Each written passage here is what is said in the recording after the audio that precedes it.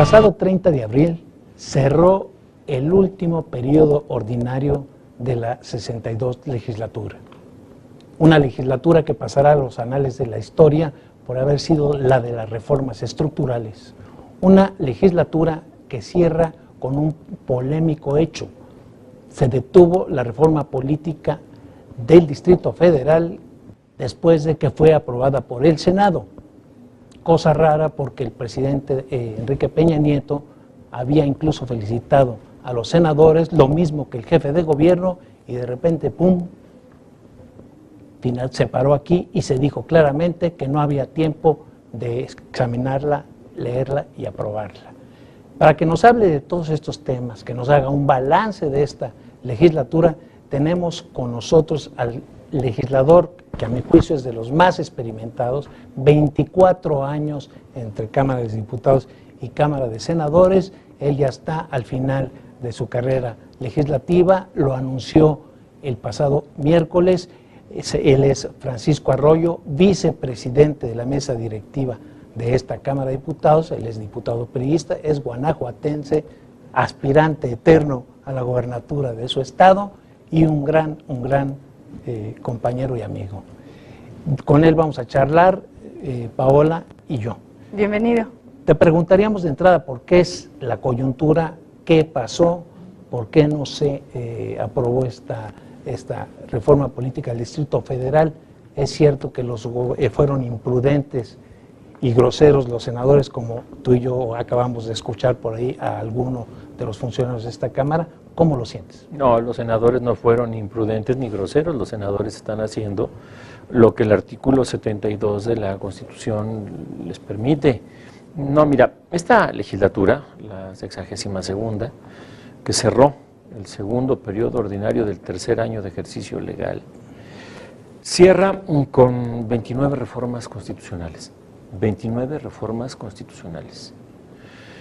Es cierto, ha sido la legislatura de las reformas estructurales, las de mayor calado. Ahora el término está muy de moda para el desarrollo del país. Yo creo que esta legislatura sienta las bases para que una vez operadas las reformas este país pueda volver a crecer, pueda tener un régimen de libertad mejor que el que teníamos, y una nueva ley de amparo, homogeneización de los criterios para los registros públicos, una homologación muy importante en materia de códigos penales, una nueva ley de amparo, leyes de transparencia, paquetes anticorrupción, la reforma energética, la de telecomunicaciones, la educativa, la laboral. Bueno, esta ha sido una legislatura en serio trascendente. Que el día 29 nos haya llegado ya, por cierto, tarde, una reforma que impacta a 51 artículos de la Constitución con 17 transitorios y que pretendan que la aprobemos o que la aprobásemos en su momento en menos de 20 horas, hombre, me parece hasta irresponsable, porque el artículo 72 de la Constitución, que por cierto tiene una redacción similar prácticamente en toda la historia del constitucionalismo mexicano, bueno, pues nos exige también cierta responsabilidad. Que el señor presidente de la República y el jefe de gobierno hayan felicitado a los senadores por haberse puesto de acuerdo para aprobarla me parece muy correcto.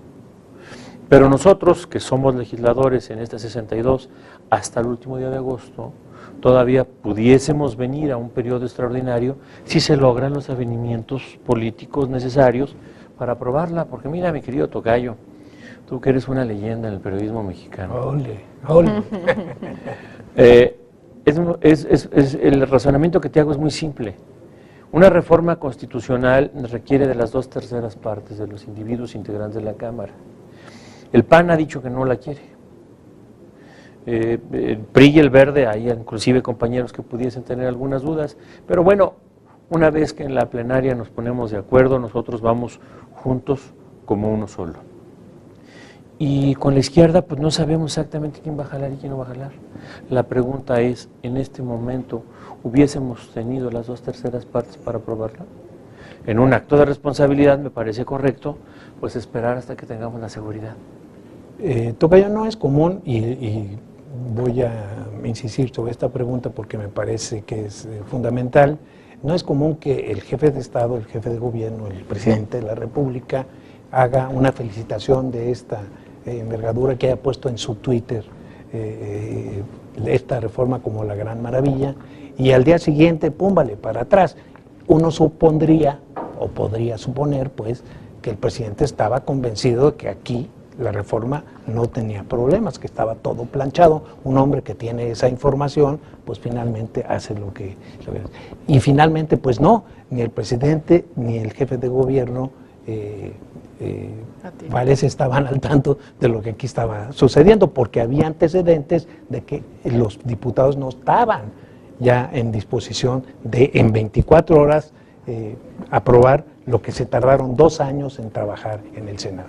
Bueno, a ver, tú lo has dicho, 2 años de trabajo en el Senado y menos de 24 horas o de 20 horas en Cámara de Diputados. No, el señor presidente de la República es un demócrata, es un hombre que sabe que estamos viviendo una normalidad democrática plena, es un convencido de que la normalidad democrática obliga a un principio de bicameralidad que afortunadamente para la sociedad mexicana funciona, y que aquí en Cámara de Diputados habemos gente de su equipo que somos muy conscientes y muy responsables de lo que estamos haciendo. Ahora bien, el felicitar al Senado de la República me parece muy correcto. El que el jefe de gobierno y el jefe del Estado mexicano se dirijan al Senado y lo feliciten por haber logrado estos acuerdos, me parece muy correcto. En su momento estoy cierto y seguro que nos felicitarán a los diputados una vez que hayamos logrado los avenimientos suficientes, porque en la Cámara de Diputados, que es una Cámara mucho más compleja, más numerosa, más estridente que la Cámara de Senadores, pues hombre, lograr los avenimientos es un asunto más complicado. Aquí, hombre, de repente hasta lo más fácil se hace complicado. Entonces estoy cierto y seguro que si platicamos entre nosotros podremos venir a un extraordinario muy pronto. Pues eso esperamos, porque yo difiero de tu percepción. Yo pienso que haberse adelantado sin cerrar todo el ciclo legislativo que tiene una reforma de esta envergadura, pues es como echar las campanas al vuelo antes de tiempo. Pero bueno, le cedo la palabra a mi compañero. Sí, finalmente preguntarle si, por ejemplo, cuando Manlio Fabio dice, bueno, no va a ser en este periodo cuando se apruebe, preguntarle si la mayoría, por ejemplo, de los diputados del PRI estaban de acuerdo con esto que se decía por parte de Manlio Fabio Beltrones, cuando ya venía del Senado, pues con las campanadas al vuelo. Miren, hay un principio general de derecho que lo podemos trasladar a la vida cotidiana y más a la vida política, y dice: nadie está obligado a lo imposible.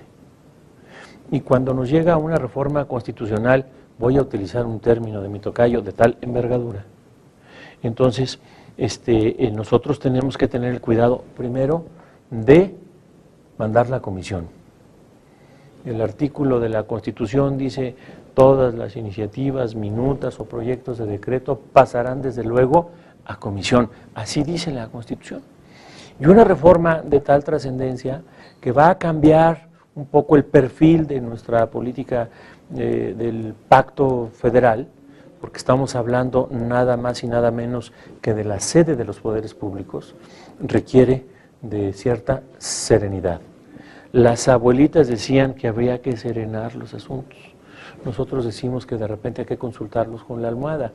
Es una almohada que va a ser muy rápida, porque evidentemente si ya estamos metidos en el tema, una de dos: o nos ponemos de acuerdo y venimos a un extraordinario y la aprobamos para enviarla a las legislaturas de los estados con el mayor consenso posible, o bien la dejamos en calidad de proyecto para la 63ª legislatura. Bueno, este es por un lado. Ahora yo quisiera preguntarte, porque tenemos poco tiempo y es mucho de lo que hay que hablar. Llevas 24 años como legislador. Ayer prácticamente anuncias que te retiras de tu... Se cierra pues tu ciclo legislativo. Cuéntanos o dinos a lo largo de estos 24 años, ¿qué te ha impactado más? ¿Qué momentos has vivido más intensos? Yo estoy seguro que el público estaría muy ávido de conocer cómo es la vida aquí, qué es lo que realmente has vivido. Mira, te hago un resumen muy rápido para no aburrirlos. En estos 24 años el país cambió, y cambió totalmente. Veníamos de un sistema en donde había un partido casi único, y aún con un partido casi único y el PRI con 337 legisladores. Pues preparamos al país porque lo tuvimos que preparar para la apertura comercial. O sea, ya el Licenciado de la Madrid nos había insertado en el GATT, en el Acuerdo General de Aranceles, y posteriormente, en el sexenio posterior, fuimos al TLC. Y para ir al TLC en la 55 legislatura, la primera en la que participé de mayoría, siendo diputado, como lo he sido por Guanajuato capital, una tierra célebre y pródiga, bueno, pues había que prácticamente cambiar 40 o 50 leyes en esa legislatura y varios artículos de la Constitución, recuerden ustedes el 27, el 130, etcétera, de tal suerte de que México pudiera ingresar al Tratado de Libre Comercio. Cuando regreso en la 57 legislatura, ya el PRI no tenía mayoría. Y hubo que prácticamente rediseñar todo el andamiaje, y esto lo hice con mi querido amigo Arturo Núñez, soy gobernador de Tabasco.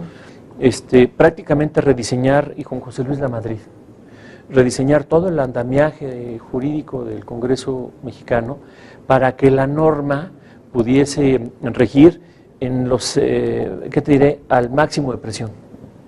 Cuando no teníamos mayoría, cuando no había gran comisión, cuando no podíamos constituir los órganos de gobierno, cuando la mesa directiva pasó de ser presidente de un mes o de un día a ser presidente de un año, con Paco Paoli, que fue el primer presidente de la Cámara en esas condiciones. Cuando regreso a la 59, entonces hubo que prácticamente prepararnos para otra etapa de la vida del país, básicamente porque estábamos con un presidente de oposición, porque la normalidad democrática era distinta y porque en el PRI traíamos muchos problemas de identidad.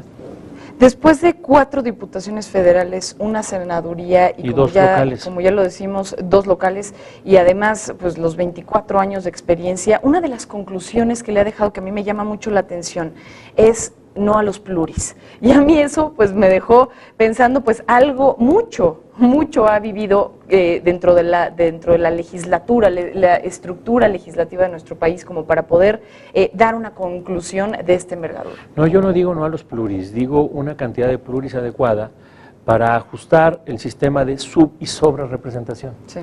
Esto es, 500 diputados son muchos. ¿Por qué propongo 400? Primero, porque está en la plataforma electoral de mi partido, o sea, no es una ocurrencia. Y segundo, porque 300 serían de mayoría y porque 100 pudiesen venir como los primeros o como los mejores segundos lugares, de tal suerte de que todo individuo que quiera venir a la Cámara pase por una campaña política, porque las campañas son vivenciales, son existenciales, y este contacto con la gente nos ayuda a aprender muchas cosas. Y en el caso de los senadores, volver a la esencia de lo que debía ser el Senado de la República, que es la representación y nudo del Pacto Federal. Y la representación y nudo del Pacto Federal es que el DF, que tiene un gran número de habitantes, o el Estado de México, debe de tener los mismos senadores que Baja Sur. Esto es 3, 2 de mayoría y 1 de primera minoría, para ser 96. Creo que sería más adecuado y más conforme a los tiempos.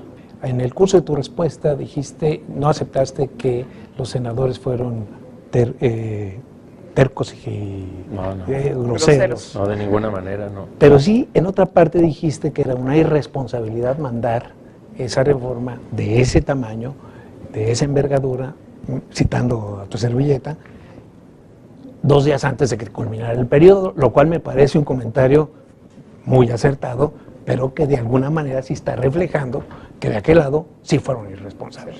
No, bueno, esa es una conclusión del señor Garfias, que le encanta amarrar navajas.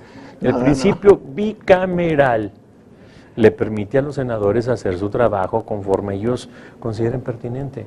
Y a nosotros nos exige ser responsables para mandar un producto legislativo consensado, estudiado y validado por la Cámara, porque una vez que lo valide la Cámara va a los estados de la Federación. Y una vez que la mitad más 1 de las legislaturas locales lo validen, nosotros tenemos que decretarlo como formalmente válido y empieza a regir. Luego entonces un cambio de esta naturaleza, un cambio que luego va a obligar a que exista un constituyente en la Ciudad de México, a que tengan una legislación local distinta, cabildos o consejos en las delegaciones. Hombre, es un asunto bastante complejo y complicado, y enhebrarlo jurídicamente requiere cuando menos de que nosotros estemos convencidos de que lo que vamos a hacer es correcto. Ya no te voy a insistir, tocayo, porque te saliste por la tangente. Quiero preguntarte otra cosa que es de mi interés y seguramente de mucha gente. Que le hayan quitado el registro a Marcelo Ebrard, el tribunal, cuando hemos visto cómo el tribunal ha actuado en casos como López Obrador, en casos como Xóchitl Gálvez, sin mencionarte otros mucho menos conocidos, que por faltas mucho más graves, no les quitan el registro. No hay un fondo político atrás de esta resolución de no dejar a Marcelo Ebrard regresar a San Lázaro. A ver, a mi tocayo Garfield le encantaría que yo le dijera que sí, pues porque sí, claro, sería una respuesta un poco estruendosa y muy simpática y muy divertida y picante para un programa del interés que concita este, porque es un programa que concita interés. Fíjate que me tocó, entre otras cosas, como legislador, la primera vez que lo fui, legislar, y fui presidente de la comisión que lo hizo, los tribunales de plena jurisdicción para discernir los problemas de la política, porque era muy difícil. Antes las cuestiones se arreglaban en mesas de negociación en Bucareli. Entonces hicimos los tribunales de plena jurisdicción, y esto lo hice con abogados mexicanos célebres, Juan de Dios Castro, con Fernando Gómez Montt, etcétera, de tal suerte de que la verdad legal que se derivase del expediente fuese la que rigiera. Yo conozco al magistrado ponente, es un chapaneco que hace las cosas bien. No conozco el expediente de Marcelo Ebrard, y más allá de que a mí personalmente me hubiera gustado ver a Marcelo en la siguiente legislatura, que es un hombre que como alcalde de la Ciudad de México lo fue muy bueno, más allá de que los trenes no se embonaran con las vías, pero el hecho del rescate del centro histórico y otras cosas que a mí me encantaron de la administración de Marcelo, pues hombre, me hubiera gustado verlo aquí en la 63ª, pero si el tribunal, por los argumentos que dieron los actores, hicieron llevar a los elementos de convicción para negárselo, creo que tenemos que acatar todo. Para ser más, quizás para ser un poco más claros, sí, directos con la pregunta. Me está diciendo rollero. No, más bien con la parte de la pregunta. Si el Partido Verde, bueno, el mismísimo Ebrard dice, si el Partido Verde está al frente de esta denuncia, quizás pues quien está moviendo los hilos es el PRI. ¿Qué opina de esto? No creo. Yo creo que en época electoral hay muchísimas interpretaciones, y lo que podemos ver al calor de la lucidez de épocas que no son electorales, pierde toda su dimensión cuando la gente está disputando el voto ciudadano. Qué pena que haya pasado esto en medio de un combate electoral. Otro elemento a tomar en cuenta para legislar en materia del Distrito Federal, por cierto. Ojalá y que lo hagamos con la serenidad de no estar en medio de un combate electoral. Y sí, qué pena por Marcelo, porque además no estoy cierto ni seguro que Marcelo haya llevado, que Marcelo, que era un político que tenía siempre las mejores, ¿qué te diré?, asesorías. No es lo mismo Marcelo con la asesoría en comunicación social de un equipo que, por cierto, ahora trabaja en Cámara de Diputados, que Marcelo sin esa asesoría. Y no sé si haya tenido la mejor asesoría jurídica, porque yo creo que un buen abogado pudo sacarlo de este atolladero. Perdón, es que decía... Déjame hacer, nada más hacer hay que hacer una precisión. Este magistrado del que hablas, sí, el señor Penagos. Sí, Penagos, lo conozco. Chapaneco, sí, pues él fue el candidato del PRI en el 2006 para la Sala Superior. Eso hay que dejarlo establecido. Es muy ingrato etiquetar a los magistrados, porque cuando nosotros llevamos, y a mí me tocó hacerlo como senador de la República, un listado de perfiles para someterlo a la consideración, y éramos minoría en la Cámara de Senadores, recuerda, éramos 33 senadores. Entonces etiquetamos a las gentes que nos atrevemos a poner en nuestro listado, porque además químicamente puros es muy difícil encontrar. Entonces, por ahí andamos buscando a algunos profesionales del derecho que acepten venir a nuestra lista de sugerencias, porque los etiquetamos, tocayo. Tampoco podemos ser un poco tan, ¿qué te diré?, tan injustos con profesionales del derecho que tienen muchos años y que tienen un prestigio que cuidar.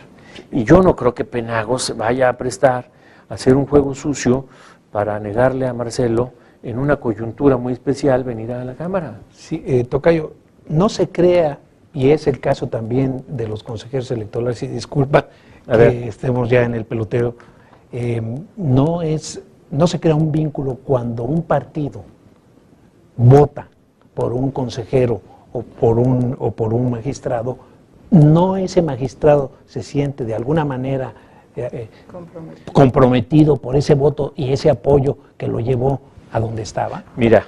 Digo, es condición humana, tocayo. No, pero te voy a decir, entonces lo que estaría mal en todo caso sería la fórmula para llevarlos. Exacto. Pero yo te voy a decir mi experiencia personal.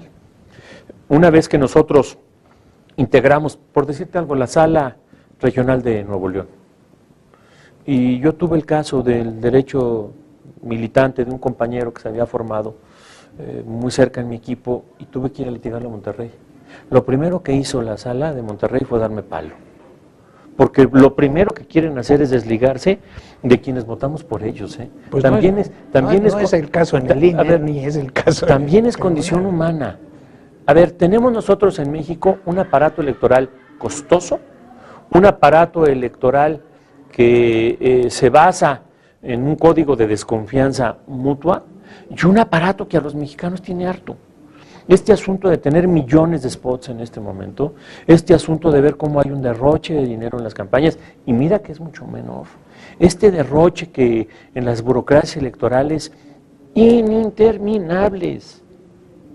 Bueno, ¿no creen que ya sería momento de sentarnos y replantear y de castigar al azar y con ciertos elementos de juicio e indiciales a quienes violentaran la ley? O sea, estamos viviendo también una crisis muy severa de confianza del pueblo mexicano, porque hay muchas carencias, y ven cómo los políticos, para legitimarnos, gastamos el dinero a manos llenas. No, aquí hubo una verdad legal que se derivó del expediente, y habría como abogado, mi querido tocayo, que ir a ver qué le falló a Marcelo para alegar su propio derecho. Ahora, hablando del actor que está detrás de todo esto, que finalmente sería el Partido Verde, también ahora hubo, y también hablando de la ciudadanía y aquellos opositores, casi activistas, fueron a dejar 140,000 firmas para que, pues, al INE, para que el Partido Verde desapareciera. ¿Qué opinión le merece? Que hay causales de desaparición o de pérdida del registro de un partido político, y esas, qué curioso, están en manos del electorado. Si el Partido Verde no alcanza el 3% de la votación necesaria para conservar su registro, será el electorado y no un firmado quienes le quiten el registro. Al Partido Verde, que ha sufrido las mayores multas de la historia, digo, yo salgo a la calle y no digo las que, mayores, esas las tenía el PRI con el PMSG. Bueno, pero yo digo que no conduzco automóvil porque estaría yo más multado que el Partido Verde. Entonces, ahí sí no decimos nada del INE ni del TRIFE. Ahora que gana el Partido Verde, estamos enojados. Yo creo sinceramente, y te lo digo de corazón, porque además tengo empatía y simpatía personal por Marcelo Ebrard, es mi amigo, a mucha honra, que le falló un buen abogado. O sea, no tuvo asesoría jurídica. Yo creo que detrás no de eso tuvo. estuvo más. Yo creo hay que un fondo político. Hombre. Ahí podemos diferir. ¿Tú crees que le faltó asesoría? Yo creo que hay un fondo político. Mira, tocayo, cuando tú y yo no estamos de acuerdo me preocupa, porque eso quiere decir que eventualmente yo no tengo la razón. Pero lo que sí te pudiera yo comentar es que, conociendo al magistrado Penagos, que además no resolvió solo, sino resolvió... No hemos mencionado que el único que votó a favor fue el magistrado presidente Constancio Córdoba. Ese votó Constancio Carrasco, perdón. Que es un oaxaqueño muy serio. Entonces, los magistrados de repente están a dos juegos y siempre van a quedar mal con la parte que perdió. Siempre van a quedar mal con la parte que perdió. Yo creo sinceramente que le faltó asesoría jurídica para deslindar la posibilidad de haber actuado en tiempo, en modo y en forma, en dos procesos de dos partidos políticos distintos. Ahí era tan fácil y tan sencillo como aclarar que un partido político había cerrado su proceso y que participó en otro. De todos estos años, y volviendo un poco al panorama más saliéndonos ya de este tema, en todos estos años, ¿qué tarea pendiente crees que es más urgente en este país? Hechas ya las reformas estructurales, hecho ya pues todo lo que ha ocurrido, ¿qué crees que está pendiente todavía de hacer en materia legislativa en este país? Te lo digo muy rápido, bajar el costo de las instituciones en México. Quitar algunas, o sea, desaparecer algunas. ¿Cuáles desaparecerías? Bueno, mira, hay muchas áreas del gobierno que se dedican a lo mismo, con resultados muy poco tangibles, y no me hagas decir algunas porque me voy a echar malas. Pero lo que te puedo decir es ¿Pero vas a dejar a la gente? No, hay secretarías de Estado que hacen prácticamente lo mismo por ciertos sectores de la población. O sea, SEDATU hace cosas que de repente hace Semarnat o que hace la Zagarpa. Adelgazar la burocracia. Adelgazar la burocracia y el costo de la normalidad democrática. Es un escándalo el costo de la normalidad democrática en México y el costo del Estado de Derecho en México, que genera instituciones y órganos constitucionalmente autónomos y vigilantes de los vigilantes, cuando la sociedad tiene necesidades mucho más urgentes. Ahora, dentro de las últimas pláticas que tuvo con algunos otros medios de comunicación, también incluso un periódico de circulación nacional, le preguntaban también sobre su futuro político, y aunque en un principio nosotros podríamos dar por hecho que eso ya iba a terminar, también le preguntaban sobre, bueno, y tal cual dice, tal vez todavía tengo apetito para eso, refiriéndose a ser tal vez candidato a gobernador para Guanajuato. Hombre, pues ojalá y la vida me lo permitiese. El día de hoy tengo una sola certidumbre y una sola verdad que es inapelable. Sí soy candidato, tocayo, pero al desempleo. Era para donde yo le quería preguntar cuáles eran tus proyectos de vida. Pues no sé. ¿Te vas? ¿Una embajada? No sé. ¿Te gustaría? Ojalá y que el señor que toma las decisiones en este país me invite. Pero ahora, eso si no, una embajada, eso te llama la pues atención. mira, no sé, eso no depende de mí. O ser gobernador de Guanajuato. Pero ahí estamos. Bueno, para Guanajuato, ¿cuánto falta? 3 años. 3 años. Pues puedes hacer mucha talacha. Pues ojalá. Te invitamos a seguir cuestionando la información con los siguientes videos.